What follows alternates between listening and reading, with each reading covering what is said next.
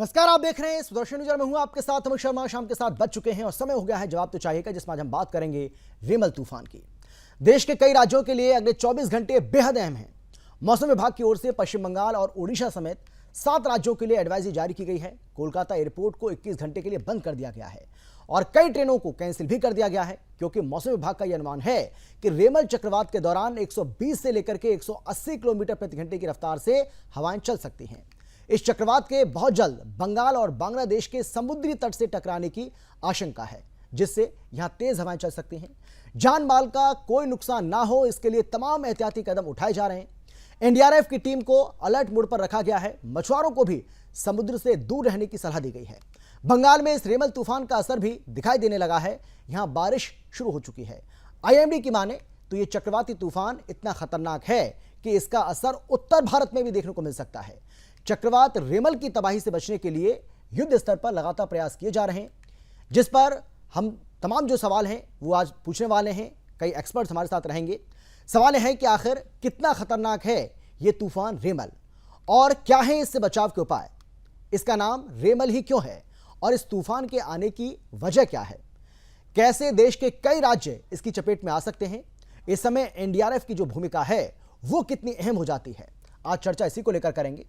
तमाम जो खास मेहमान हैं वो हमारे साथ जुड़ चुके हैं, उनसे आपका परिचय भी कराएंगे। लेकिन पहले एक रिपोर्ट आपको हम दिखाते हैं, जिससे आप समझ पाएंगे कि आखिर पूरा का पूरा ये मामला है क्या और कितना खतरनाक है रेमल चक्रवात और इसको नाम रेमल ही क्यों दिया गया है। इसके पीछे एक्सपर्ट्स क्या बात कहते हैं, क्या जानकारी वो देते हैं, ये भी आपको हम बताएंगे, क्योंकि पूरे देश में इस चक्रवाती तूफान को लेकर एक दहशत का माहौल देखने को मिल रहा है। लेकिन यहां पर हम आपको यह कहना चाहेंगे कि आपको दहशत में आने की जरूरत नहीं है, सिर्फ आपको सावधानी बरतने की जरूरत है, आपको जागरूक होने की जरूरत है। और इस चर्चा में हम आपको यह भी बताएंगे कि आप इससे किस तरीके से बच सकते हैं। एक रिपोर्ट आपको हम दिखाते हैं, देखिए जरा।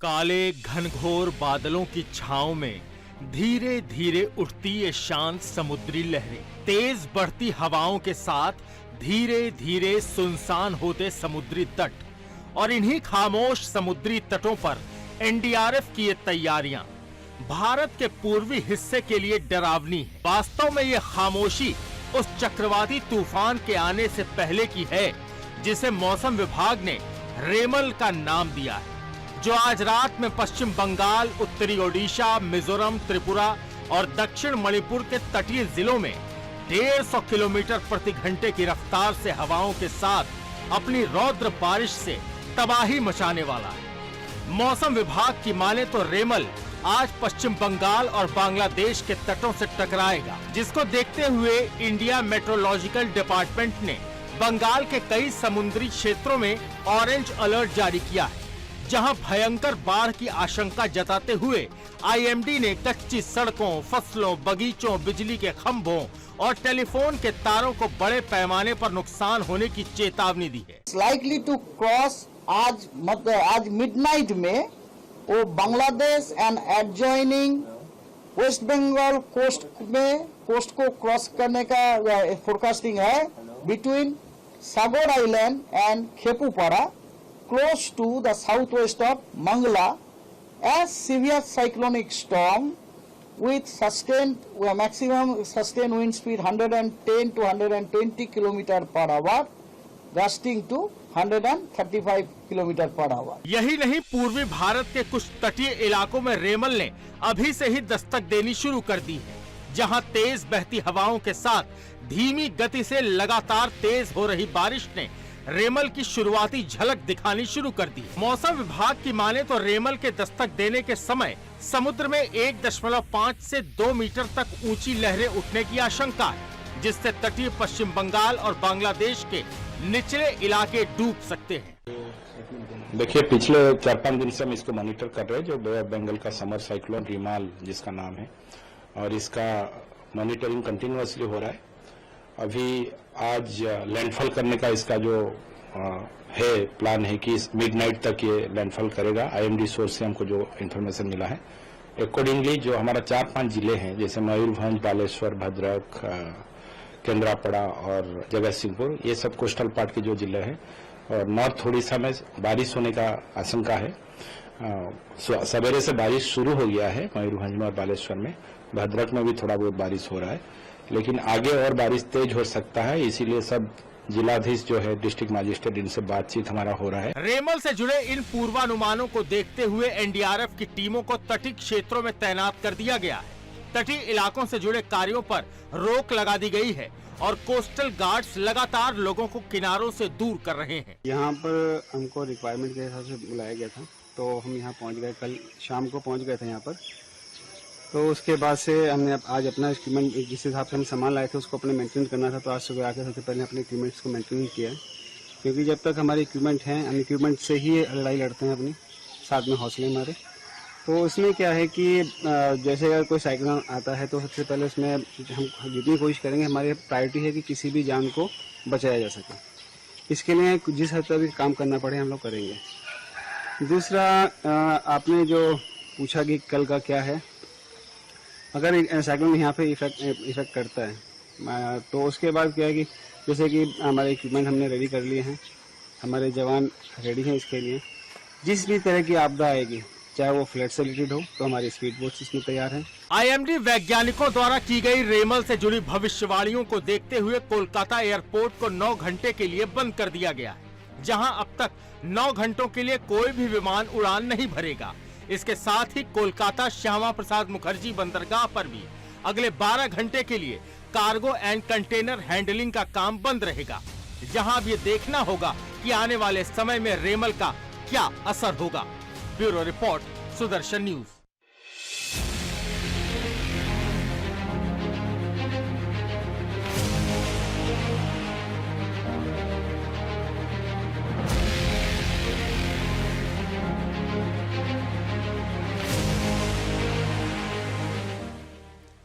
तो रेमल से रहना है आपको सावधान। रेमल कितना खतरनाक हो सकता है, किस तरीके से देश के कई ऐसे राज्य हैं जो इसकी चपेट में आ सकते हैं और कैसे वहां के लोगों को अपना बचाव करना है, तमाम ऐसे सवाल हैं जिसको लेकर हम चर्चा करेंगे। तमाम जो खास मेहमान हैं वो हमारे साथ जुड़ चुके हैं। इसके साथ ही हमारे साथ संगीता झा, जो कि पश्चिम बंगाल की हमारी ब्यूरो चीफ हैं, वो भी हमारे साथ जुड़ गई हैं। इसके अलावा हमारे साथ नवीन कुमार भट्टागर जी, जो कि एनडीआरएफ के पूर्व डीआईजी हैं, वो भी हमारे साथ जुड़ गए हैं। और इन सब के अलावा आईएमडी के डायरेक्टर हैं HR विश्वास जी, वो भी हमारे साथ जुड़ गए हैं। बहुत स्वागत है आप सभी का। सबसे पहले मैं आपके पास से आना चाहता हूं HR विश्वास जी, और सवाल मेरा आपसे यह है कि मौसम विभाग की ओर से जो अनुमान जताया गया है, जो चेतावनी जारी की गई है, जो एडवाइजरी जारी की गई है, वो एडवाइजरी किन किन राज्यों के लिए है, किस तरीके की ये एडवाइजरी है और इसमें क्या सावधानी बरतने की लोगों से अपील की गई है और किस तरीके से लोग अपना बचाव कर सकते हैं? HR विश्वास जी। हाँ, अभी हम लोग का पूर्वाभास पहले से दिया गया है जी। हमारा पश्चिम बंगाल में ज्यादा हमारा इफेक्टिव है और हमारा बांग्लादेश में इसका इफेक्टिव है ज्यादा। इसका लोकेशन अभी हमारा नॉर्थ बे ऑफ बंगाल पर ही है। लगभग दोपहर में जो लोकेशन है हमारा 160 किलोमीटर सागर आइलैंड से साउथ ईस्ट दूरी में है। सीवियर साइक्लोन अभी है। आज मध्य रात्रि तक ये कोस्ट क्रॉस करने का चांसेस है। हमारा सागर आइलैंड और केपुपारा का बीच में ये क्रॉस करेगा। वो मंगोला जो आइलैंड है, मंगोला आइलैंड का आसपास इसका लैंडफॉल होने का चांसेस है जी। इसका प्रभाव में हमारा पश्चिम बंगाल में भारी बरसात होने का चांसेस है। एक्सट्रीमली हेवी रेनफॉल का भी चांसेस है। मीन्स हमारा 20 सेंटीमीटर और मोर रेनफॉल कुछ जिला में चांसेस है। दक्षिण 24 परगना, उत्तर 24 परगना, पूर्व मेदिनीपुर, इसमें हमारा ज्यादा बारिश का चांसेस है। उसके बाद कोलकाता, हावड़ा, हुगली, ये सब जिला में भी हमारा आज बारिश का ज्यादा चांसेस है जी।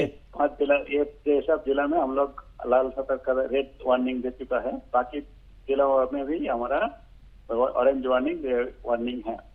हमारा ये का भी विंड वार्निंग भी है। विंड का भी तेजी लैंड एरिया में 100 to 120 किलोमीटर पर आवर तक, कास्टिंग में 135 एक जगह में कोई अगला कोस्ट लाइन हो सकता है।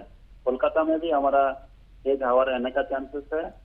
70 to 80, कास्टिंग में 90 तक जा सकता है। तो सभी इस तरह से सतर्कता किया गया है। फिशरमैन को तो बिल्कुल मना किया गया है और कल तक पोर्ट के लिए भी वार्निंग है, 8 नंबर वार्निंग सतर्कता ग्रेट इंजरी जारी किया गया है। इस तरह से जिलावार में विभिन्न जिलों में हमारा हवा का वार्निंग, रेनफॉल का वार्निंग भी दिया गया है। तो इसका वजह से अभी जो है हम लोग का जैसा वार्निंग एरिया में है उसमें लोगों को सेफ प्लेसेस में रहने के लिए बोला गया है। एग्रीकल्चर के लिए भी दिया गया है एडवाइजरी। एग्रीकल्चर में जो ऑलरेडी हमारा हार्वेस्ट हो चुका है उसको सेफ प्लेसेस में रखना है। बाकी अभी जो हम कुछ एरिया में हमारा पेड़ गिर सकता है, कांचा बाड़ी जो है उसमें हो सकता है, कांचा रास्ता में भी कुछ हो सकता है, पात्रा में भी माइनर डैमेज हो सकता है। तो इसका वजह से सेफ प्लेसेस में पीपल को रहने के लिए बोला गया है। जो खास करके जो हमारा कोस्टल लाइन में है, ड्वेलिंग हार्ट में जो रहते हैं उन लोग को सेफ प्लेसेस में आने के लिए बोला गया है जी। तो कुल मिलाकर के जो है लोगों को अभी इंडोर में रहने के नहीं, सेफ प्लेसेस में रहने के लिए बोला गया है, खास करके आज नाइट में। जी बिल्कुल। एचआर विश्वास जी, बहुत सारे ऐसे लोग हैं जिनके जहन में एक सवाल आ रहा है, क्योंकि हमने इसके पहले भी देखा है कि जितने भी साइक्लोन होते हैं उनका एक पर्टिकुलर नाम होता है, और ये जो साइक्लोन है, ये जो चक्रवात है, ये जो तूफान है, इसका भी नाम रखा गया है, उसका नाम रखा गया रेमल। तो बहुत सारे ऐसे लोग हैं जिनके जहन में एक सवाल आ रहा है कि भाई इसका नाम रेमल ही क्यों? नहीं, साइक्लोन का नाम जो है हमारा जो रीजनल स्पेशलाइज्ड मेट्रोलॉजिकल सेंटर जो है हमारा इंडिया में, इसका था 13 कंट्रीज के लिए हम लोग साइक्लोन मॉनिटर करते हैं। अरब सागर और हमारा बंगोपसागर मिला करके इंडियन ओशन एरियन है। इसका कोस्ट लाइन समुद्र का बराबर जो सब कोस्टल कंट्रीज है, इसमें 13 कंट्री है। 13 कंट्रीज के लिए हम लोग इंडिया से साइक्लोन को मॉनिटर किया जाता है, एडवाइजरी दिया जाता है। 13 कमिटीज का एक कमिटी है। इस कमिटी में पहले से ही नाम हमारा क्या होगा साइक्लोन का साइक्लोन नेमिंग का आपका 2005 से चालू हुआ है हमारा इंडियन रीजन में। तो उसमें से सिलेक्ट होता है। तो पहले से 13 सीरियली सिलेक्टेड है। हमारा इंडियन कंट्रीज का भी नाम नेमिंग होता है। तो 13 into 13 169 नेम ऑलरेडी कुछ 2-3 दिन पहले एक अंतर मीटिंग होता है, उसमें सिलेक्ट हो जाता है। तो सिलेक्ट हो चुका है, उसे सीरियली नाम रखा जाता है। ऐसा कोई ये नहीं है कि क्यों रखा गया है, सीरियली एक के बाद जो ऑलरेडी सिलेक्टेड नेम है उस पर रखा जाता है। जी कितना खतरनाक है ये, और क्या लोगों को वाकई में डरने की जरूरत है? क्या बहुत सारे लोग पैनिक भी हैं, बहुत सारे लोग दहशत में हैं। साइक्लोन तो खतरनाक होता ही है, बट ये बहुत ज्यादा ये नहीं है जैसा हमारा अम्फान अगर था उस तरह से नहीं है। बट इसमें क्योंकि ये सीवियर साइक्लोन है, अम्फान इससे और भी ज्यादा सीवियरिटी था, तो उतना सीवियर नहीं है, बट सीवियर तो है। साइक्लोन में तो होता ही है। चक्रवात में आपका हमारा प्रिपरेशन का भी तैयारी मिलता है, तो इस तरह से प्रिपरेशन भी है। आज भी लोगों को सावधानी में रहना है, सेफ प्लेसेस में रहना है, यही है अभी। ओके जी, इसके पीछे की वजह क्या है एचआर विश्वास जी? इस तूफान के पीछे आने की वजह क्या माने? तूफान का हेलो जी हाँ, मैं ये जानना चाह रहा था आपसे कि इस तूफान के आने के पीछे की वजह क्या मानी जाए, वजह क्या है? ये तूफान का हमारा जो मार्च टू मई ये एक सीजन होता है, और एक सीजन है अक्टूबर टू दिसंबर। ये 2 सीजन होता है। एक हफ्ता हमारा नेचुरल जो फेनोमेना है, इसमें हर ऑन एन एवरेजली हमारा 4 से 5 साइक्लोन 2 सीजन मिला करके होता है। इसमें अप्रैल मई में 1-2 करके होता है, और उसमें 3-4 करके होता है। तो ये आपका इतना ऐसा कोई ये नहीं है, अनयूजुअल नहीं है, हर साल नहीं होता है साइक्लोन। तो ये यूजुअल फैक्ट है नेचुरल फेनोमेना, नेचर हमारा एटमॉस्फेरिक फेनोमेना, ये अनयूजुअल नहीं है। जी बिल्कुल। एचआर विश्वास जी, क्योंकि मुझे जानकारी मिली है कि आपके पास समय कम है, आपको कहीं बिजी है शेड्यूल आपका बहुत ज़्यादा, तो क्योंकि मुझे आपको विदा भी करना है, तो उसके पहले मैं चाहता हूं कि हमारे जो तमाम दर्शक, जो देशवासी अभी आपको और हमको सुन रहे हैं, उनके बारे में, खासतौर पर जो प्रभावित राज्य हैं, ज़्यादा प्रभावित हो सकते हैं साइक्लोन से, उनके लिए कुछ आप कहना चाहेंगे, उनको कुछ बताना चाहेंगे आप? हम लोग ऑलरेडी सतर्कता दे चुका है। हमारा मेनली वेस्ट बंगाल का ही है, हमारा कंट्रीज का, और हमारा पश्चिमी कंट्री बांग्लादेश का है। सभी दोनों में ही सतर्कता जारी है। हमारा दिल्ली जो हेड ऑफिस है वहाँ से होता है सभी कंट्रीज के लिए, और हम लोग का स्पेशली जो कोलकाता में जो ऑफिस है, यहाँ से बंगाल का हर जिला में हर स्थानों पर क्या होना चाह रहा है, क्या करना है, सभी कुछ ऑलरेडी हम लोग दे चुका है। उसी तरह से हमारा जो डिजास्टर मैनेजमेंट में काम करते हैं सभी तक काम पूरा लगा हुआ है। हमारा लोगों भी सतर्क है, तो इसमें कोई समस्या तो आपका जो ये होना है, बट जी। सब लोग अवेयर है। लेकिन कहा जा रहा है कि 24 घंटे बहुत ज्यादा अहम है, तो ये क्या थोड़ा बहुत आगे पीछे भी हो सकता है क्या? इस बात की संभावना है क्या? हाँ, ये तो है आपका, वही आपका आज अभी हमारा पश्चिम बंगाल के लिए ये पीरियड कल दोपहर वापसी इवनिंग तक ये पीरियड ये है। उसका बाद भी आप हमारा रेनफॉल जारी रहेगा उत्तर बंग में और उत्तर पश्चिम भारत, हमारा जो स्टेट है उसमें भी हम लोग का ये जो ये है इस साइक्लोन का जो हमने बोला था पश्चिम बंगाल, इसमें 3 का जो जलोच्छास जो रहते हैं, जो टर्म्स रहते हैं, उसका भी इम्पैक्ट रहेगा, जी। विंड का भी रहेगा और रेनफॉल का भी रहेगा। बट हमारा इसका बाद इसका मूवमेंट जो रहेगा उसका बाद से नॉर्थ ईस्टर्न स्टेट में भी, जैसे हमारा मणिपुर, मिजोरम, त्रिपुरा, मेघालय, असम, ऐसा राज्य में भी रेनफॉल का इम्पैक्ट रहेगा। ठीक है, नहीं, आप कह रहे हैं कि नॉर्थ ईस्ट का, लेकिन मैंने तो ये भी पढ़ा था कि ये उत्तर भारत में भी इसका असर देखने को मिल सकता है। नहीं, उत्तर भारत का साथ साइक्लोन का इसका ही नहीं है। जी ठीक है जी, बिल्कुल। उत्तर पूर्व भारत आपने सुना होगा, उत्तर पूर्व भारत। अच्छा, नॉर्थ ईस्ट की बात आप भारत कर रहे हैं। जी जी जी जी, हाँ, उत्तर पूर्व भारत, उत्तर भारत नहीं, उत्तर पूर्व भारत। जी बिल्कुल बिल्कुल सर, बहुत धन्यवाद आपका हमारे साथ जुड़ने के लिए HR विश्वास जी। तो HR विश्वास जी हमारे साथ थे, जो कि IMD के डायरेक्टर हैं, और उन्होंने विस्तार से जानकारी दी है, विस्तार से बताया है कि आपको न डरने की ज़रूरत है, न आपको घबराने की ज़रूरत है, सिर्फ आपको सावधानी बरतने की ज़रूरत है, क्योंकि साइक्लोन है तो साइक्लोन तो खतरनाक होता ही है, इसलिए पहले से ही प्रिपरेशन इसकी की गई है।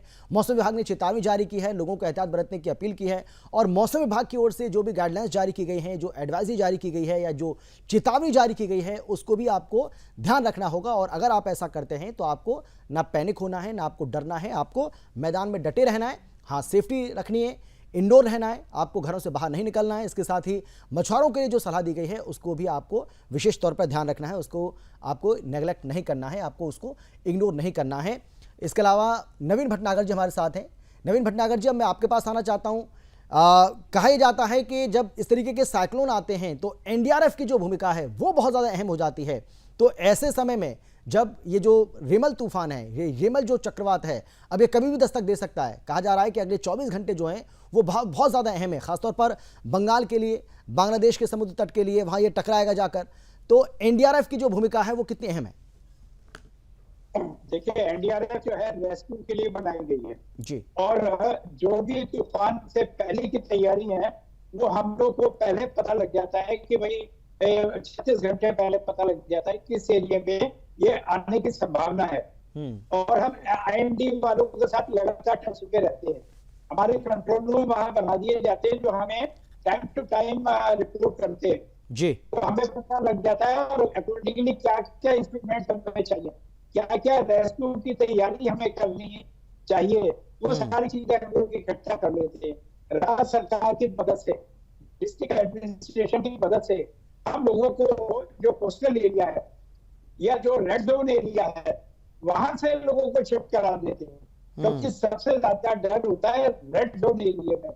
और ये रेड जोन क्या है कि जब ये तूफान हिट होता है, जब ये लैंडफॉल होता है, तो उसके अंदर जो आधा किलोमीटर का एरिया जो है वो रेड जोन होता है, क्योंकि उसके अंदर ये बिल्कुल ही साफ कर देता है, चाहे वो कच्ची झोपड़ी हो, चाहे वो आपका पैड़ी हो, चाहे वो आपका जो वेसल्स हो, या आपका और भी कोई वहाँ इंफ्रा है, वो सब डैमेज हो जाता है। साथ ही समुद्र की काफी बड़ी बड़ी लहरें आती है जो अंदर घुस जाती है, जो पूरा पानी पानी हो जाता है और पूरा ड्रेनेज सिस्टम, ये वो बिजली के पोल और सब बर्बाद हो जाते हैं और बहुत तेज हवाएं चलती है। तो ऐसी कंडीशन के अंदर पब्लिक को शिफ्ट करवाना जी, और सेफ।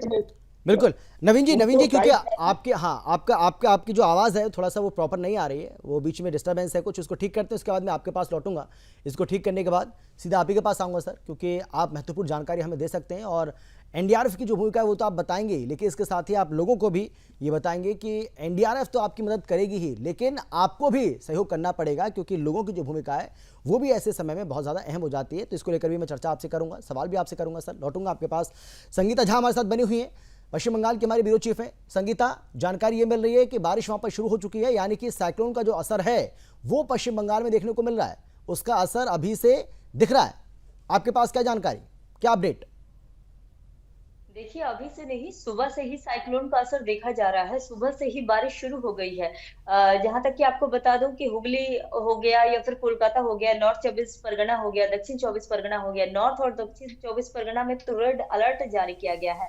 और आप देखिए कि ये कुछ ही घंटों में एक गंभीर रूप रेमल लेने वाला है, जहाँ की रेमल अगले कुछ घंटों में बताया जा रहा है कि तूफान में तब्दील हो जाएगा। और साथ ही ये मैं आपको बता दूं कि सुंदरबन में भी कंट्रोल रूम बनाए गए हैं, जहां पर रेमल को देखते हुए ये कंट्रोल रूम बनाए गए हैं। यहाँ से तूफान पर नजर रखी जा रही है। रेमल तूफान आधी रात को बताया जा रहा है कि एक मतलब विकराल रूप ले सकता है। और साथ ही मैं आपको यह भी बता दूं कि जो फ्लाइट का ऑपरेशन जो रुक गया है, इसकी वजह से यात्रियों को काफी ज्यादा परेशानी हो रही है। यात्री परेशान हो रहे हैं, निराश हो रहे हैं। लेकिन देखिए कि स्पाइस जेट ने कैंसिल फ्लाइट्स तो की, लेकिन यात्रियों के लिए रिफंड का भी ऑप्शन रखा है। तो वहीं अगर हम बात करेंगे कि बांग्लादेश में भी तटीय इलाकों में लोगों को बाहर निकाला गया है, लोग बाहर जा रहे हैं। जो जगह मतलब जहां से लोग शेल्टर्स में जिन्हें शरण दी जा रही है, रेमल तूफान फिलहाल बताया तो जा रहा है कि आधी रात से आएगी, लेकिन उसके पहले ही जो बचाव अभियान कार्य है वो लगातार जारी है।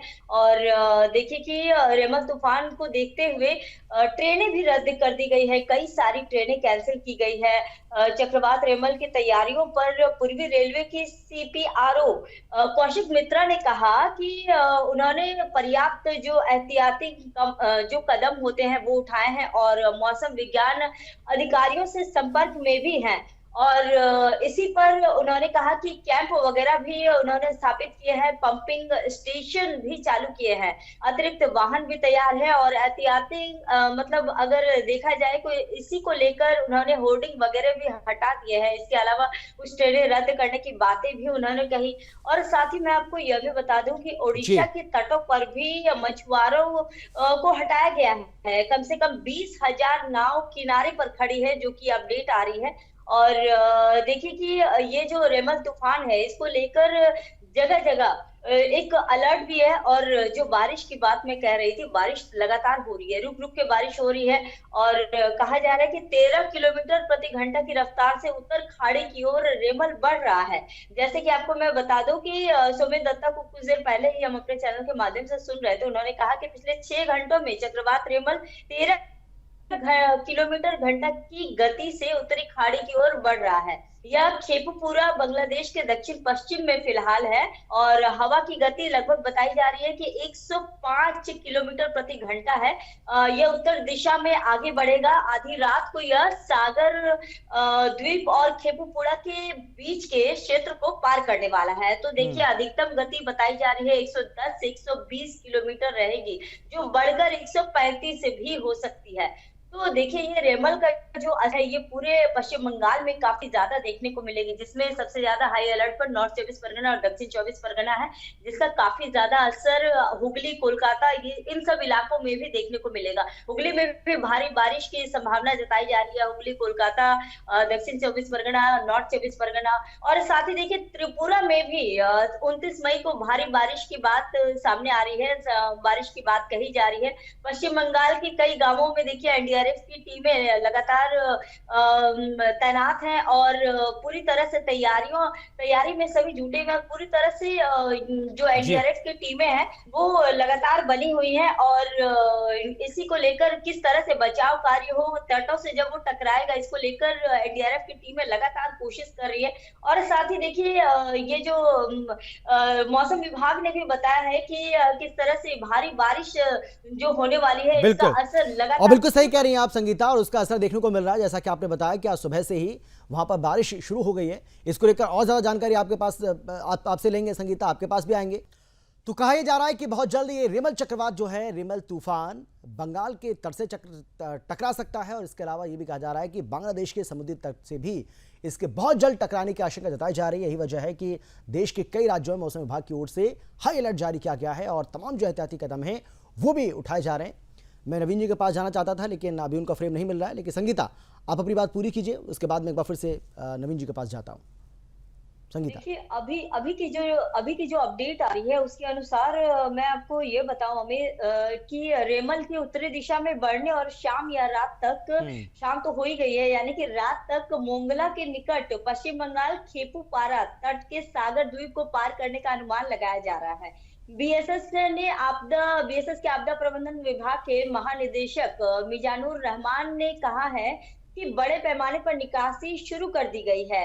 जोखिम वाले स्थानों पर रहने वाले सभी लोगों को जल्द से जल्द सुरक्षित स्थानों पर ले जाने का कार्य किया जा रहा है। तो आप देखें कि रेमल का असर जो है वो काफी ज्यादा मतलब देखने को मिलेगा हमें आने वाले मतलब आधी रात को ये देखने को मिलेगा। आधी रात को इसका असर सबसे ज्यादा देखा जाएगा। फिलहाल अभी हर जगह बारिश हो रही है और साथ ही हवाएं चल रही हैं। तेज हवाएं उतनी ज्यादा तो नहीं, लेकिन हाँ तेज हवाएं चल रही है। पूरी मतलब देखिए कि जो सेवाएं है, ट्रेन सेवाएं बाधित हो चुकी है, ट्रेन बंद है। साथ ही आप देखिए कि किस तरह से हवाई सेवाएं भी बंद हो गई हैं।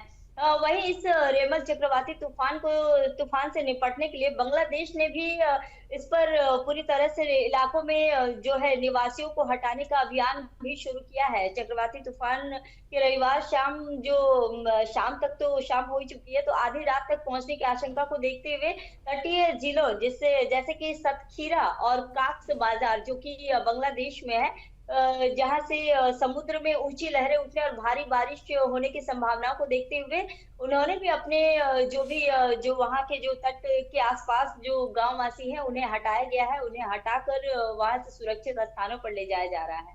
और वहीं देखिए बिल्कुल, बंगाल सरकार की ओर से कौन कौन से कदम उठाए गए? देखिए बंगाल सरकार की तरफ से भी लगातार जो अभियान है वो लगातार चलाया जा रहा है। जगह जगह आप देखिए कि किस तरह से एनडीआरएफ की टीमें तैनात की गई है। कंट्रोल रूम तैयार किया गया है। कंट्रोल रूम जगह जगह बनाया गया है, जिससे कि किसी भी तरह का अगर कोई भी अगर दिक्कत हो हर चीज को जानने के लिए। और साथ ही देखिए बोलिए आप बोलिए संगीता, बोलिए। साथ ही मछुआरों को भी समुद्र में जाने के लिए बिल्कुल ही मना किया गया है। और जिस तरह से रेमल कंट्रोल रूम जिस तरह से बनाया, लाल बाजार स्थित कोलकाता पुलिस मुख्यालय में भी एक नियंत्रण कक्ष स्थापित किया गया है। कोलकाता पुलिस के अधिकारी ने इस पर कहा है कि लगभग कोलकाता पुलिस की 10 टीम शहर के 10 पुलिस मतलब प्रभागों में तैनात की गई है। राष्ट्रीय आपदा मोचन बल यानी कि एनडीआरएफ के दल भी उन जिलों में पहुंचे हुए हैं जहां जहां चक्रवाती तूफान के प्रभावित होने की आशंका है। साथ ही एनडीआरएफ ने कोलकाता, उत्तर 24 परगना जैसा कि मैं बता रही थी, और साथ ही पूर्व और पश्चिम मेदिनीपुर, दक्षिण 24 परगना, हावड़ा और हुगली सहित कई जिलों में अपने दल एवं देखिए जितने भी उपकरण है उसे भी तैनात किए गए हैं।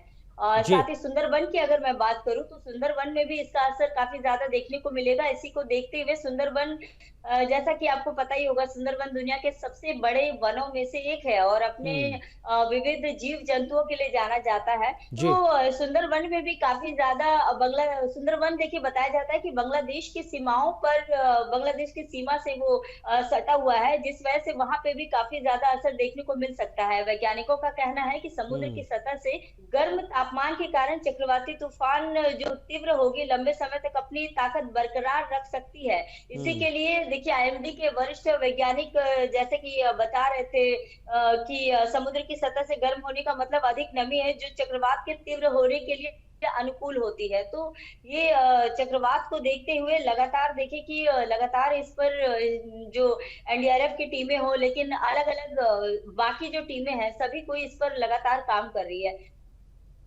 जी बिल्कुल सही कहा आपने। चलिए नवीन जी के पास भी हम चलेंगे, लेकिन पश्चिम बंगाल के कौन कौन से ऐसे जिले हैं जहां पर ऑरेंज अलर्ट जारी किया गया ये आपको बता रहे हैं। कोलकाता, हावड़ा, नादिया और मेदिनीपुर, ये वो जिले हैं जहां पर ऑरेंज अलर्ट बाकायदा जारी किया गया है मौसम विभाग की ओर से। कोलकाता, हावड़ा, नादिया और मेदिनीपुर, मुख्य रूप से ये 4 जिले ऐसे हैं जहां के लिए ऑरेंज अलर्ट जारी किया गया है। क्या है रेमल, ये भी जानना जरूरी है। रेमल एक चक्रवाती तूफान है, इसका नाम दिया गया है रेमल। जैसा कि हमने इसके पहले भी आपको बताया। और कहा जा रहा है कि 150 किलोमीटर प्रति घंटे की रफ्तार से ये रेमल चक्रवात, रेमल तूफान आ सकता है और आज रात पश्चिम बंगाल और बांग्लादेश के तटों से ये टकराने वाला है। आने वाले कुछ घंटे जो हैं वो बहुत ज़्यादा महत्वपूर्ण हैं। पश्चिम बंगाल के सागर द्वीप और बांग्लादेश के खेपपारा तट से ये टकराएगा। 48 घंटों में भारी बारिश, तेज हवाएं और तूफान की चेतावनी मौसम विभाग की ओर से पहले ही जारी कर दी गई है। तो क्या है रेमल चक्रवाती तूफान, ये भी आपको बता रहे हैं। और रेमल से कौन कौन से ऐसे राज्य हैं जो प्रभावित होंगे? पश्चिम बंगाल है, उत्तरी ओडिशा, मिजोरम, त्रिपुरा और इसके अलावा दक्षिण मणिपुर।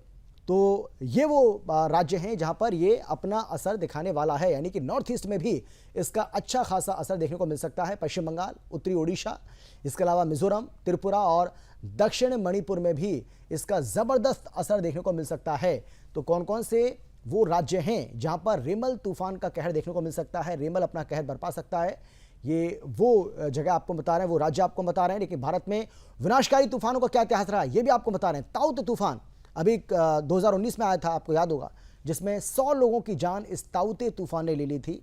तो विनाशकारी जो तूफान है उनका किस तरीके का इतिहास रहा है, किस तरीके से इसके पहले भी जो चक्रवाती तूफान है वो हमारे देश के अंदर आते रहे और किस तरीके से जानलेवा साबित हुए, ये यहाँ पर आपको हम ग्राफिक्स के जरिए बता रहे हैं। 2014 की बात करें तो हुदूद तूफान आया था, आपको अच्छे से याद होगा। 2010 में जो चक्रवात आया उसमें 200 लोगों की जान चली गई थी। 1999 की बात करें तो सुपर चक्रवाती तूफान आया जिसमें 9,885 लोगों ने अपनी जान गंवा दी थी।